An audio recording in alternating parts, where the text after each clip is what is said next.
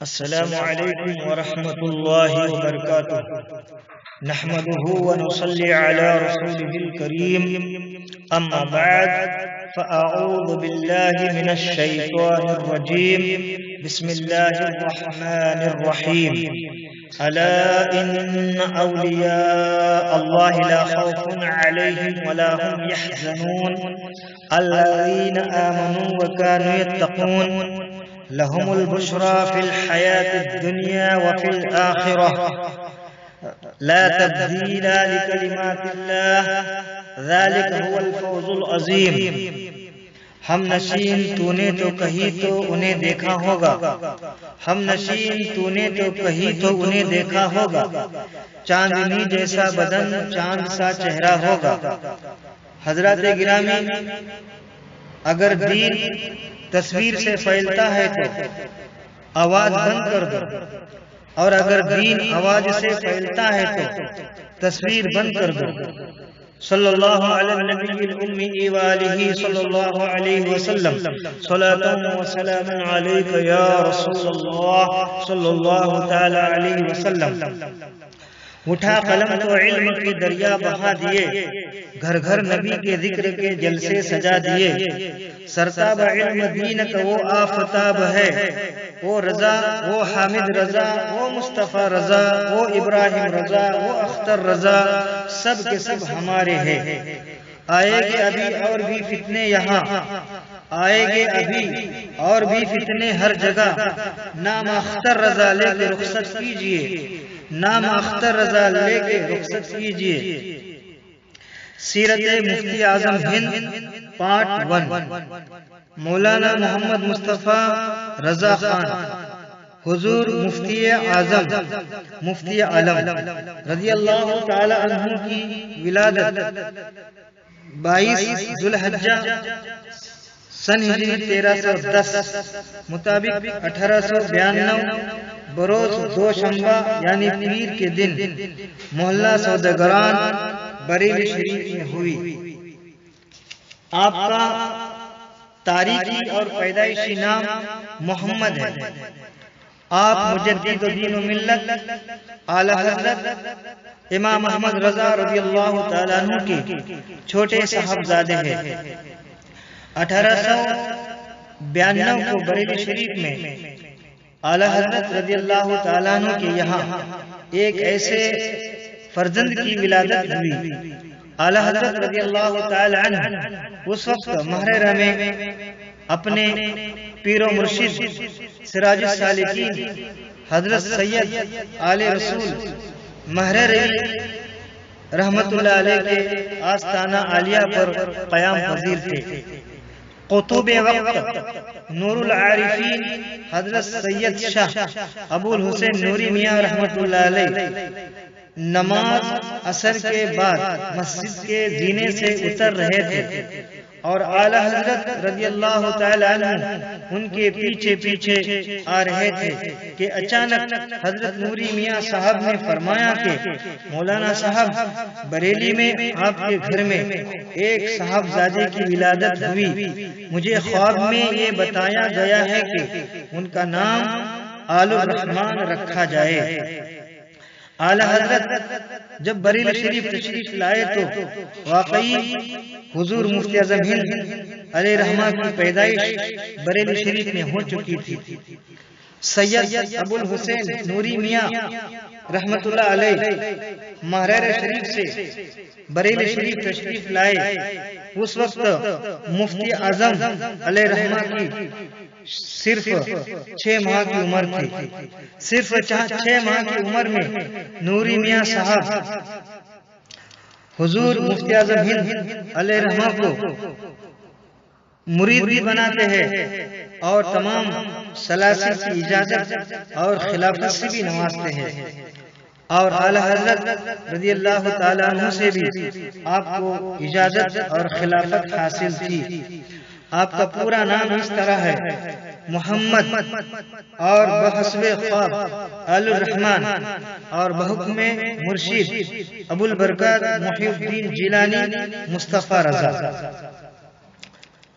آپ کے القاب تخلص یہ ہے: مفتی اعظم، مفتی اعلم، تاجدار اہل سنت، شہنشاہ مظہر غوث اعظم، شبیہ غوث اعظم، پرتوی اعلی حضرت جیسے آپ کو القاب ملے اور تخلص آپ کا نوری تھا۔ آپ نسباً پٹھان، مسلکاً حنفی اور مشرباً قادری تھے۔ آپ نے صرف 3 سال میں تلاوت قرآن کی تکمیل کرا دی۔ آپ جب سخن آموزی کی منزل پر عبور کر چکے تو آپ کو مرکز اہل سنت دارالعلوم منظر اسلام میں داخل کرا دیا گیا۔ 18 سال کی عمر میں آپ نے جملہ علوم عقلیہ و فنون نقلیہ پر عبور حاصل کر لیا، یعنی 18 سال کی عمر میں آپ عالم بھی بنے، فاضل بھی بنے اور مفتی بھی بنے۔ سن ہجری 1319 اعلی حضرت عظیم البرکت رضی اللہ تعالی عنہ نے صرف 9 سال کی عمر میں حضور مفتی اعظم ہند کی ولایت کی گواہی دی، یعنی اعلی حضرت نے فرمایا کہ اے میرا بیٹا اللہ کا ولی ہے۔ اس وقت مفتی اعظم ہند کی عمر صرف 9 سال کی تھی۔ اعلی حضرت عظیم البرکت رضی اللہ تعالیٰ عنہ نے اپنے رب قدیر کی بارگاہ میں گڑ گڑا کر دعا کی کہ اے مالک یوم الدین، اے کارساز حقیقی، تو غفور الرحیم ہے، خداوند بادشاہ، بندہ نوازا، تو جبار و قدیر ہے، تیرے خزانے میں کسی چیز کی کمی نہیں ہے۔ تو نے زندگی کا ایک خوبصورت پھل شہزادیوں کے علاوہ حجت الاسلام کی شکل میں ضرور عطا کیا ہے، لیکن میں چاہتا ہوں کہ تو مجھے ایک اور ایسی اولاد عطا فرما جو پوری دنیا میں تیرے دین کو سرخرو کر دے، جو تیرے ذکر سے زمین کے ہر خطے کو آباد کر دے۔ آپ کی دعا قبول ہوئی اور پھر اسی سال حضور مفتی اعظم ہند علیہ رحمت رضوان کی ولادت بریلی شریف میں ہوئی۔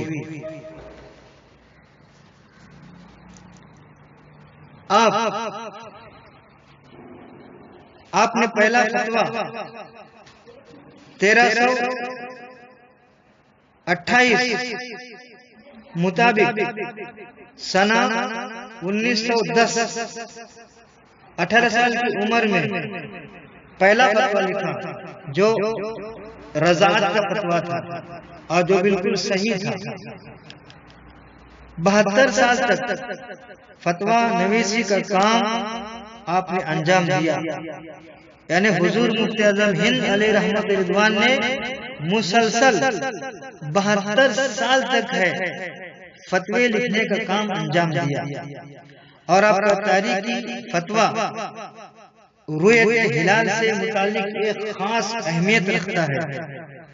مختلف مسائل پر 1 لاکھ سے زائد فتوے مفتی اعظم ہند علیہ رحمت رضوان نے لکھے ہیں، اور تقریباً 40 علوم و فنون میں آپ کو مہارت حاصل تھی۔ سبحان اللہ۔ برادر اعلی حضرت مولانا محمد رضا خان علیہ رحمت کی اکلوتی بیٹی جو حضور مفتی اعظم ہند کی چچازاد بہن لگتی تھی، اسے آپ کا نکاح ہوا۔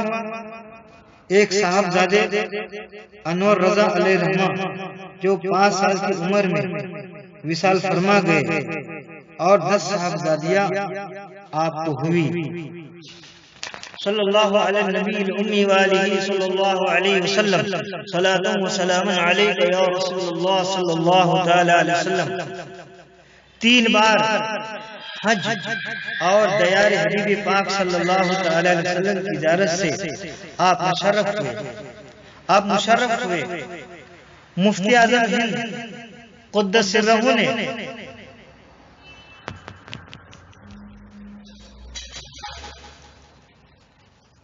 مفتی اعظم ہند قدس سرہ نے تبلیغی دورے بہت جگہ پر فرمائے، ان میں سے چند کے نام یہ ہے: مدھیہ پردیش، جبل پور، اجمیر مقدسہ، رتلام، جادرہ، اندور، ناگپور، ٹیکم گڑھ، ممبئی، دہلی، کانپور، لکھنؤ، بھوالی، نینی تال، احمد آباد، گجرات اور یوپی، بہار، بنگال اور کوکن میں بھی اب تشریف لا چکے تھے۔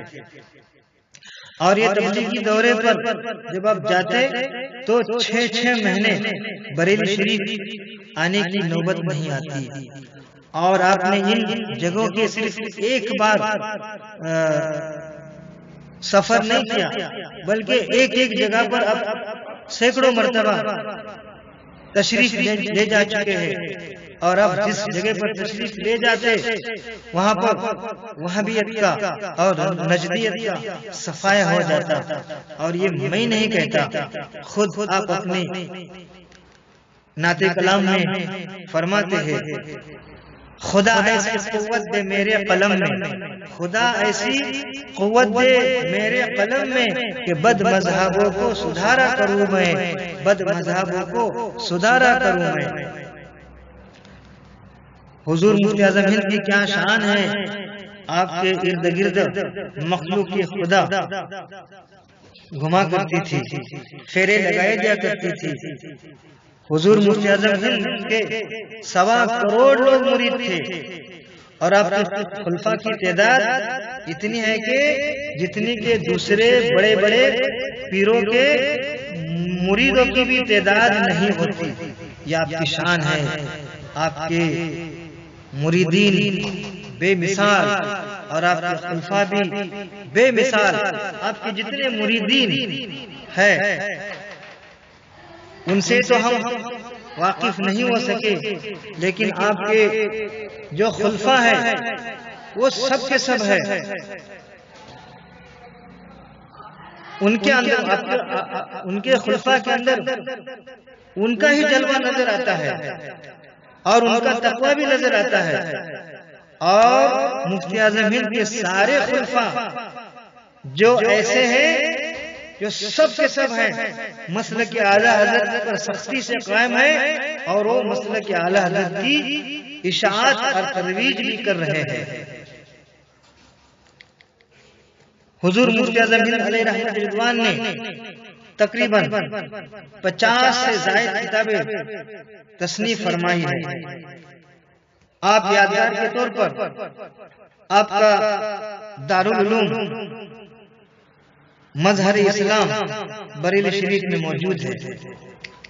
حضور مفتی اعظم ہند سادات کرام کا بے حد احترام کیا کرتے تھے، اور آپ نے یہاں تک کہ فرمایا کوئی سید، کوئی کسی سید کی بد مذہبیت حد کفر تک نہیں پہنچی ہے تب تک اس کا احترام کرنا چاہیے۔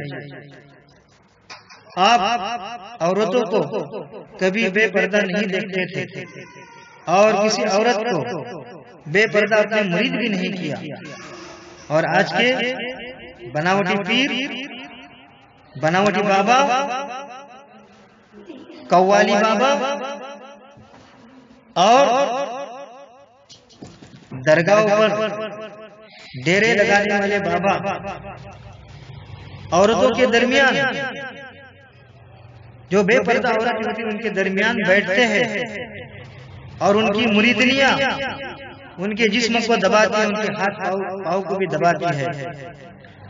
نئے بناوٹی پیر اپنی مریدنیاں سے پردہ کرتے ہیں، اور نئے ان کی مریدنیاں اپنے بناوٹی پیر سے پردہ کرتے ہیں۔ اور میرے مفتی اعظم ہند کا یہ تقویٰ ہے کہ اگر کوئی عورت بے پردہ آپ کے سامنے آ جاتی، آپ سختی سے اس کو ڈانٹتے، اور پردے کی پابندی کا اہتمام کرنے کے لیے تلقین کرتے۔ آپ کا تقوی، آپ کا فتویٰ، آپ کا لباس، آپ کا کھانا، آپ کا پینا، آپ کا سونا یہ لاجواب ہے، بلکہ حضور مفتی اعظم ہند کی ہر ادا سنت مصطفیٰ ہے صلی اللہ تعالی علیہ وسلم۔ حضور مفتی اعظم ہند علیہ رحمۃ رضوان کا تقوی دیکھ کر سینکڑوں اور سینکڑوں غیر مسلموں کو اسلام میں داخل ہونے کا شرف حاصل ہوا۔ ہزاروں بد عقیدہ دولت ایمان سے مالا مال ہو گئے۔ اب حضور مفتی اعظم ہند علیہ رحمۃ رضوان کی مزید باتیں، مزید سیرت کے گوشے دوسرے پارٹ میں بیان کروں گا۔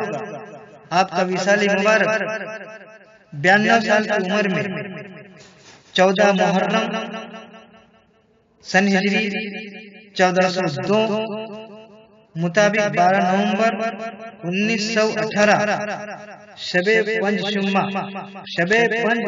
شنبہ یعنی جمعرات کی رات کو 1:40 پر بریلی شریف میں ہوا۔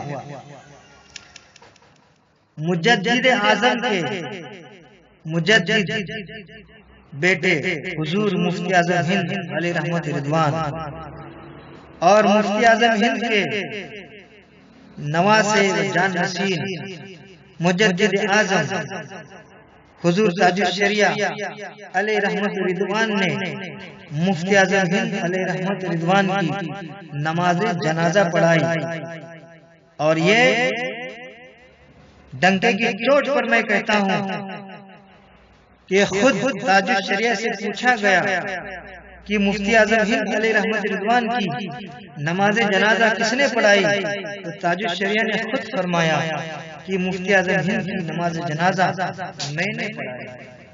وصلی اللہ تعالی علی خیر خلق سیدنا محمد وآلہ وآصحابہ اجمعین۔ سگے امام احمد رضا خاک پائے جانی میاں تاج الشریعہ رضی اللہ تعالی عنہم، سنی، بریلوی، شافعی، ملکہ پوری، مہاراشٹری۔